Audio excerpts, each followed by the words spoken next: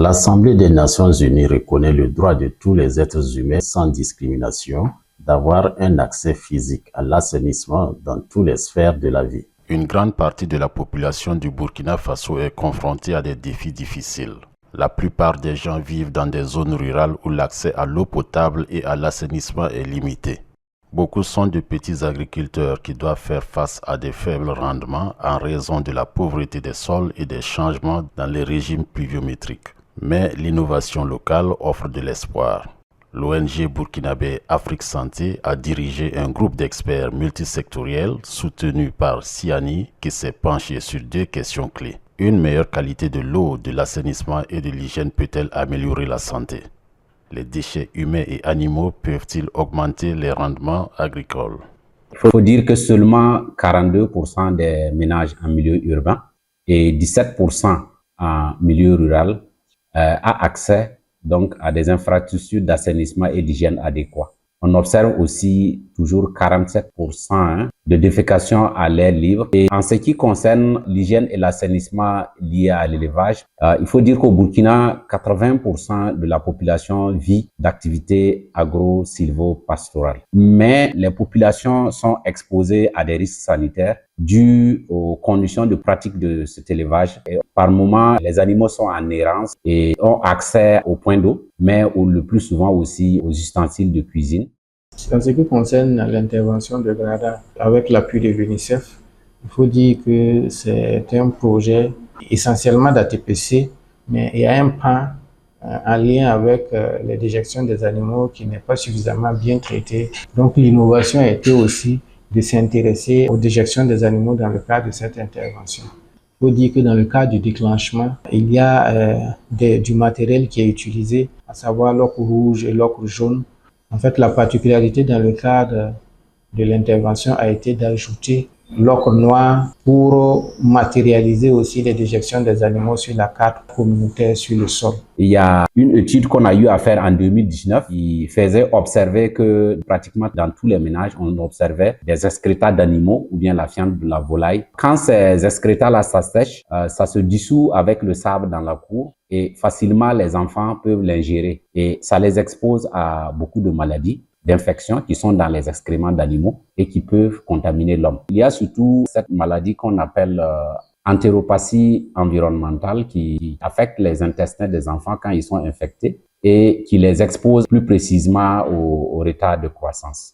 Le WASH conventionnel, qui est l'eau, l'assainissement et l'hygiène, joue un rôle crucial dans la protection de la santé humaine, mais c'est principalement concentré sur la réduction de l'exposition aux excréments humains grâce à la fourniture de toilettes, d'hygiène et d'eau. Cependant, du point de vue de l'approche Une seule santé, One Health, des mesures supplémentaires sont nécessaires. Il faut dire que au niveau du Burkina, l'approche WASH utilisée, c'est ce qu'on appelle le WASH conventionnel, qui est beaucoup focalisé sur les excrétas humains, mais cette approche n'associe pas donc le risque de contamination zoonotique. Afrique Santé a travaillé dans le cadre du projet S'élever. Ce projet s'est concentré sur les activités génératrices de revenus des femmes à travers l'aviculture, mais a également inclus une version innovante de l'assainissement total piloté par la communauté ATPC, intégrant les risques zoonotiques liés à l'élevage, en plus des mesures conventionnelles d'assainissement et d'hygiène. En plus de l'accent sur la faim à la défécation à l'air libre, les risques sanitaires liés aux animaux ont été intégrés, d'où l'appellation ATPC+.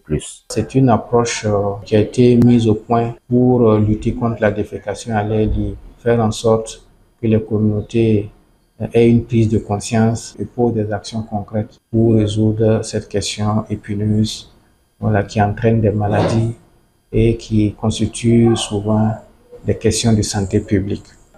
Maintenant, dans le cas de l'approche qui a été déroulée dans le projet S'élever, en plus des faisceaux des humains, il était question de voir comment on pouvait prendre en compte les déjections des animaux. Parce que l'approche S'élever était une approche intégrée, qui faisait un peu la promotion de la sécurité alimentaire à travers l'accompagnement des femmes dans le cadre de l'élevage domestique.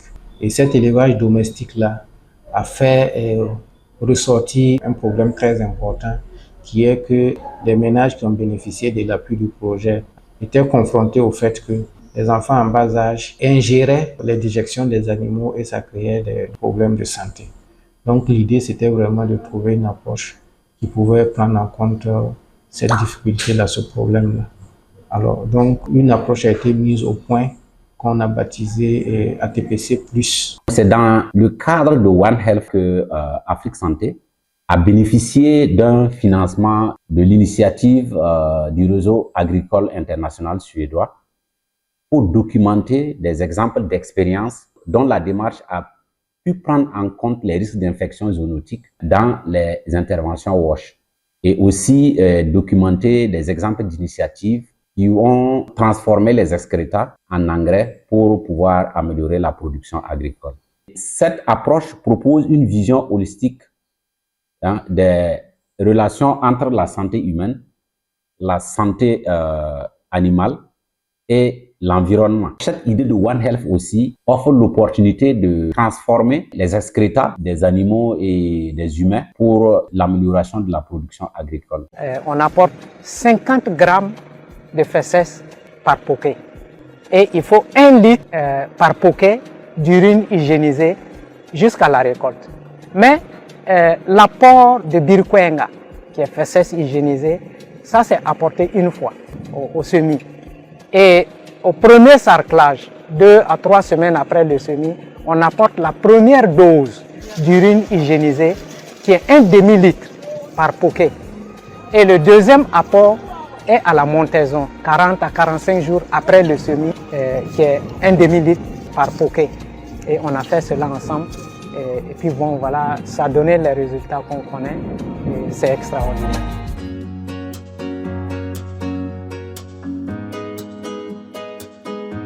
À titre d'exemple, pour ce qui concerne les excréta humains, en moyenne, les rejets que 10 personnes produisent au Burkina Faso équivaut à 50 kg d'engrais urée et 50 kg d'engrais NPK, soit un sac d'urée et un sac de NPK. Et donc, vous voyez à tel point il est important donc, de chercher à gérer ces déjections humaines-là pour les mettre au profit de l'agriculture. L'approche VPP, qui signifie Village propre et productif, a été développée par Stockholm Environment Institute, SCI, sous financement de la coopération suédoise. Donc, WaterAid a obtenu en fait ce soutien-là en consortium avec Eau Vive International au Burkina Faso.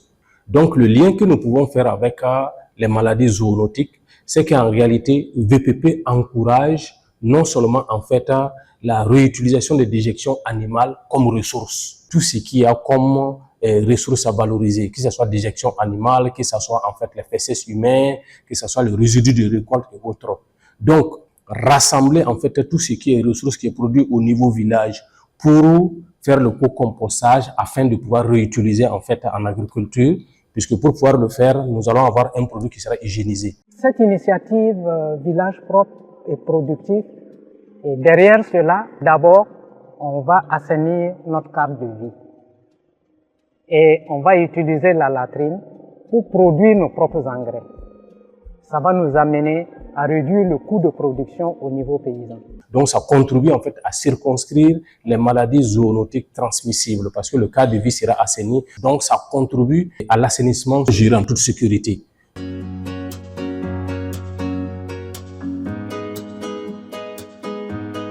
Il a été mis en place un certain type de latrines, dit latrine écosan. Lorsque on les utilise, le caca qu'on va recueillir en fin de compte est sain et peut être utilisé. De même, les urines, après un certain nombre de temps, peuvent être utilisées donc pour fertiliser les sols. Et donc, il y a une technique de pouvoir transformer donc les sels là en engrais sec qu'on appelle birkwenga pour la production agricole. Mais aussi, il y a des techniques pour transformer les urines, n'est-ce pas, en engrais liquide qu'on appelle birko.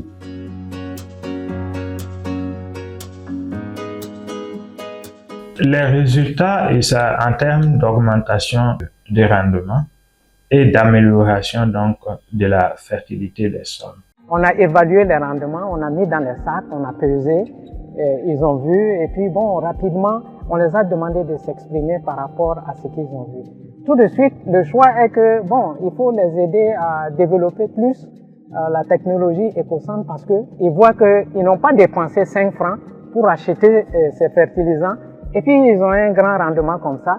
Donc tout de suite, ils demandent que bon, il faut élargir. Comparativement donc à une pratique qui ne fertilise pas, vous arrivez à doubler, tripler même les rendements. Alors, si on regarde comparativement aux pratiques qui sont vulgarisées, ce type de déjection, lorsqu'on les assainit et qu'on les utilise dans l'agriculture, vous avez des rendements qui sont 10 fois supérieurs à ceux des pratiques vulgarisées qui emploient les engrais minéraux.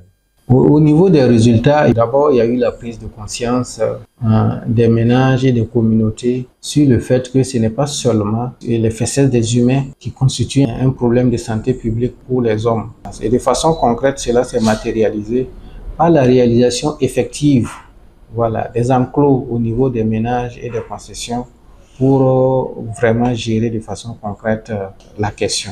En termes de résultats, donc, nous avons pu donc documenter 2 expériences où l'approche a permis d'intégrer les risques zoonotiques dans les interventions WASH. Il s'est agi du projet Ecosan et du projet Village propre productif pour l'amélioration de la production agricole. Nous ne demanderons que l'accompagnement en fait des autorités qui va nous permettre en fait à ce que cette approche-là soit plus utilisée en fait dans le secteur. Nous l'avions testé, l'approche ne nous appartient plus, mais c'est plutôt appartient en fait à l'ensemble des acteurs du secteur.